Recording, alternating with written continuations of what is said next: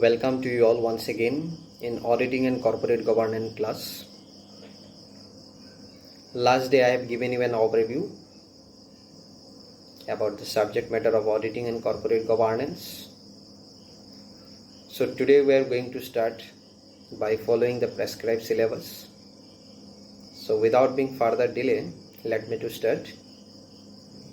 So as I told you, there are 4 units. Unit 1, Unit 2, Unit 3, Unit 4 in this way. So let me to start at first unit number 1.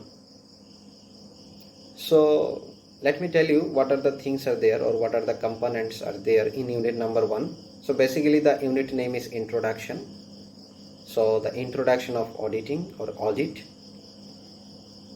So the components are like introduction, then meaning, then objectives of auditing, then basic principles and techniques of auditing, then classification of audit, or you can say auditing, then audit planning, internal control. Under internal control you have like internal check and internal audit, then audit procedure or auditing procedures, then vouching and verification of assets and liabilities. This much you have in unit number 1. Okay, we will study one by one. So the last day I have started, and last day I have also told you the general meaning of audit or auditing. So basically you see, if I talk about the evolution of auditing, okay, so generally the auditing word is taken from a Latin word audire, A-U-D-I-R-E, which means to hear. So in the early days the meaning of audit was only to hear. Okay, so in the early days, in global context I can say, an auditor used to listen to the accountants or listen to the accounts read over by an accountant, I can say. So he used to only listen. Now the question is from whom? Listen to the accounts read over by an accountant. Now the question is for what? In order to check them. So as I told you in the last day, the main task of an auditor to investigate and to examine, that is the records and books of accounts. So in the early days also, the auditor, what he used to do, he used to check them properly by listening from an accountant, okay, who read over this, that is accounts and other things which are there in the business organization. Okay, so in perspective of India, if I say the main objective of an auditing in that time, I am talking about the evolution, I am talking about the history. So at that time, the main objective of auditing was to detect and prevent errors and frauds. So I repeat it again, that is the main objective of an auditor or auditing in the early days in perspective of India was to detect and prevent errors and frauds. So after that you see auditing evolved and grew rapidly when the industrial revolution was taken place in the 18th century, with the growth of joint stock companies and the ownership and management became separate. So we know that there is a separate legal entity, okay, separate legal entity. So due to this, auditor has been playing an important role in business concern or in a company. Okay, so this is all about the evolution in I can say in perspective of India. Then you see in India the Companies Act, there is a 1913 made audit of company accounts compulsory with the increase in the size of companies and the volume of transactions. So you know the new Companies Act, that is 2013. Here also it is also compulsory for a company that the all accounts should be audited properly in each and every year, so that they can publish an annual report. And by following the various procedures, as I told you in the last day, that is one practice is there which is mandatory practice for a public limited company, that is the corporate governance practice. There should be integrity, there is fair disclosures of everything that being a stakeholder you should know. Okay, so in India, that is the Companies Act 1913 made audit of company accounts compulsory with the increase in the size of companies and the volume of transactions.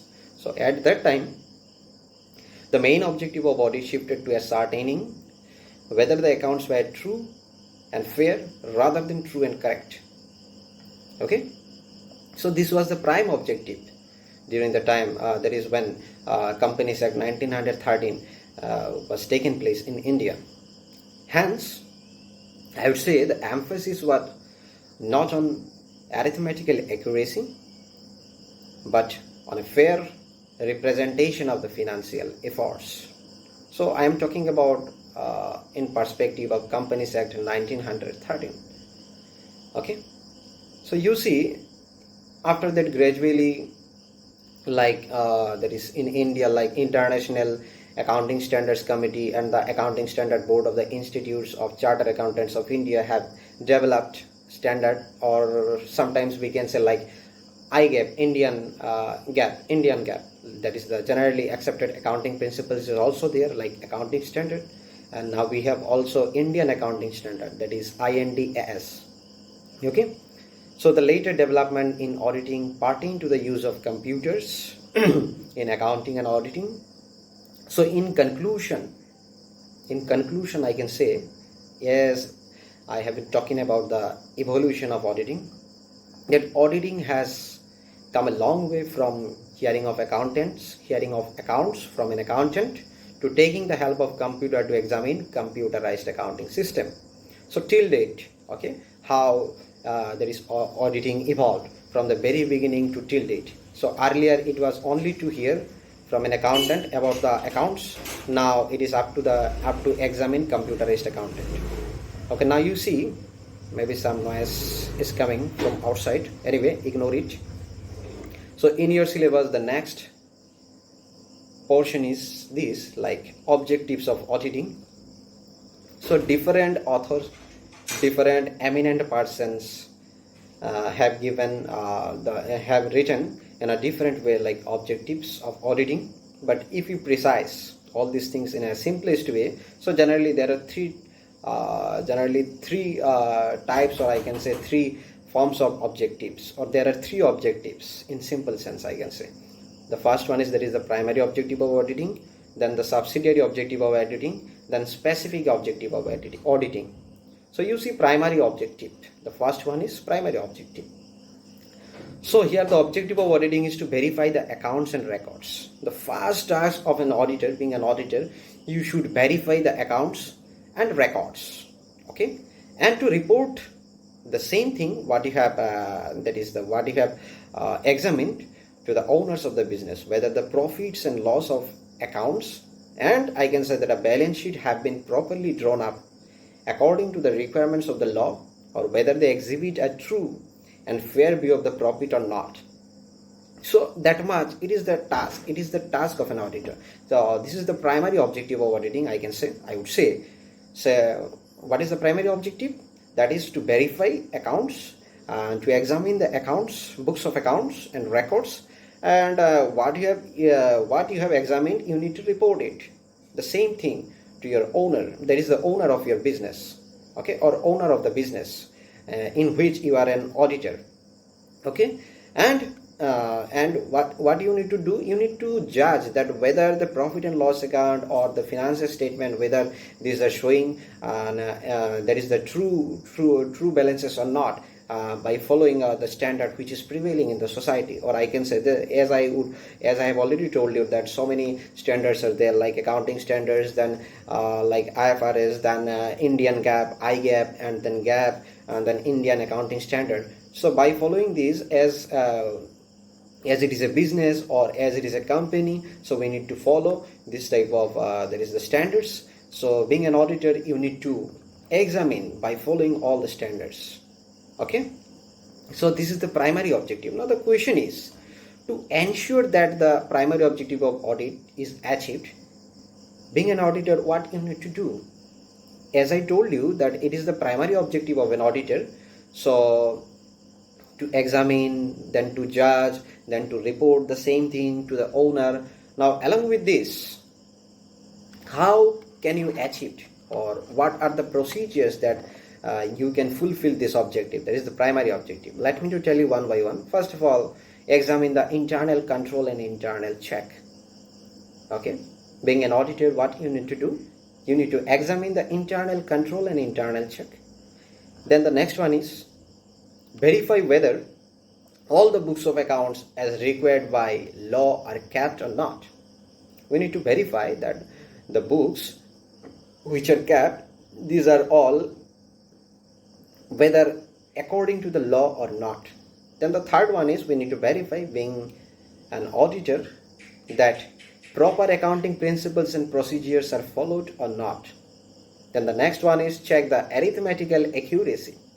Whenever we follow, that is the accounting standard, then we can know, or it is possible to ask that we can check whether these are accurate or not, or is there any authenticity or not. Then the next one is, that is, verify the authenticity and validity of the transactions, whether these are valid, or whether these that is the statements what you have extracted from the various records and from the various books of accounts, whether these are relevant for our organization or not. Then the next one is confirm the existence and the values of the assets and liabilities by physical verifications. So what we can do, being an auditor, we can confirm the existence, okay, existence and the values of the assets and liabilities by physical verification.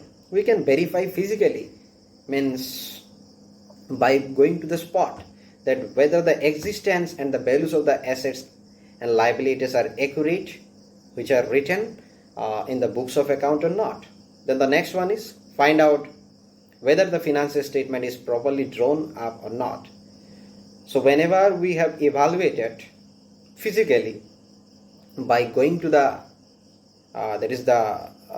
actual spot, then it will be clear to us that whether the financial statement is properly drawn up or not by an accountant or by the owner. And then we have evaluated everything, we have examined everything. Now the actual task is there. That is, we can report the same, that whether profit and loss gives a true and fair view of the profit or loss for the year, and balance sheet gives a true and fair view of the financial position of the business at the end of the financial year. That means at the end, we know that business organizations or company form of business then needs to prepare, that is the financial statement, like profit and loss account, balance sheet, and if it is partnership form, then like profit and loss, trading profit and loss, then profit and loss appropriation, then balance sheet. So as we have examined, now the actual task is there to report the same what you have evaluated to the owner of the organization. So this is all about the primary objective of an auditor, or I can say that is the auditing. If question comes like objectives of auditing, you can write the same thing, as well as if question comes like objectives of auditor, you can write same thing also. Anyway, the next one, that is what I have told, the next objective of auditing is subsidiary objective. The first one is the primary objective, then the second one is the subsidiary objectives. Okay, so generally subsidiary objective comprising of two things. The one is detection and prevention of errors, and then the next one is detection and prevention of frauds. Okay, the first one is detection and prevention of errors, then the next one is detection and prevention of frauds. So maybe you may think that both are common, both are similar, but there is a difference. I will tell you. Let me to tell you the first one, that is the detection and prevention of errors. So it is also an important objective or important objective of auditing or auditor. You see here, errors, detection and prevention. Detection, that means to search, that is the errors, and prevention, you can prevent it also. That is, you can eradicate also or eliminate this error also if you know properly, if you detect properly, okay, or if you identify properly, being an auditor. So it is very important task. The first one is that we need to see, we need to verify, we need to investigate, then the same thing we need to report it. Then the next one is in subsidiary objective. As I have mentioned, that two objectives are there, like detection and prevention of errors and detection and prevention of frauds. The first one is detection and prevention of errors. So here error means unintentional misstatements, those who are not intentional. Okay, unintentional misstatements in the records of books. So error may be in different way, in different styles, and it may vary from person to person, it may vary from place to place, it may vary from there is a company to company, business to business, and it may vary from in different nature of business, maybe the errors may be different. So let me tell you, in different types of errors are there, like technical or clerical error.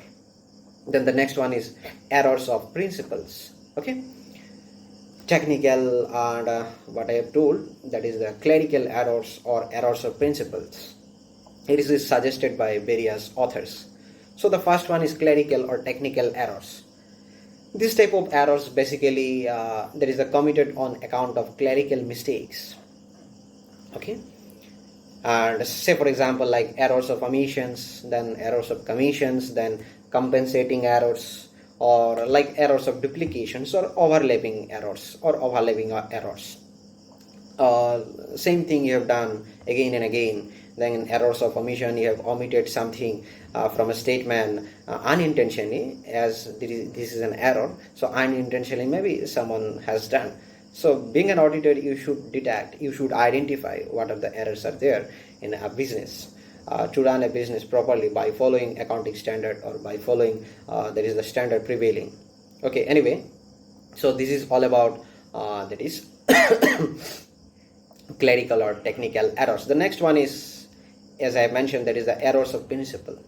So this type of errors generally arise when generally accepted principles or any standard of accountancy or books of accounts are not observed.